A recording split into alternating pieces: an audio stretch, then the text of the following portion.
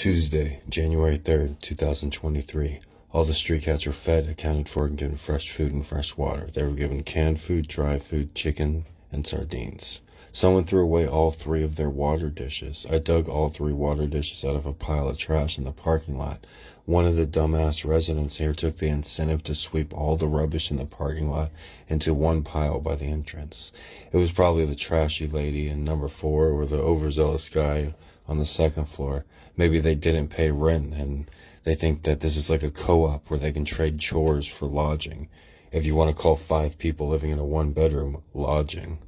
I made sure to give the 3 water bowls a good cleaning before filling them up with water.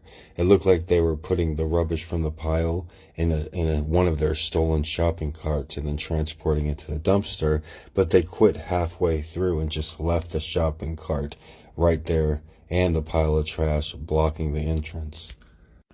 I nudged the shopping cart out of the way a little bit just so cars could come in and out. Whoever cleaned the parking lot also set up booby-trap firecracker exploding when I step on them in my parking spot. They were conveniently set up right where I feed the kitties. And they scared the bejesus out of me and the kitties right when I stepped on them. I've noticed a lot of the young people here, the kids and the teenagers, they have an unsuccessful hater mindset, like I'm their enemy. They learned this from their unsuccessful, uneducated, illiterate parents.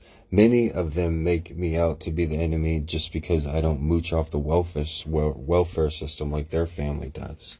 If they spend their time, their energy, their few waking hours they have where they're not laboring, complaining about me feeding street cats, well, it's inevitable that their own lives will suffer. Their own lives are being neglected. The worst thing they could do is be using their finite time analyzing and trying to figure out me, old Mr.G. It will not benefit their current situation. They should be analyzing themselves. If you're too poor to afford a car, the last thing you should be complaining about is your parking spot. If your skills with reading and writing, especially in English, are limited, the last thing you want to do is ridicule or try to find faults in a man who is a writer and does so for a living. It's better to learn from somebody than hate them. And I'm a great teacher. I know a lot. And if you're nice to me, I'm always happy to help.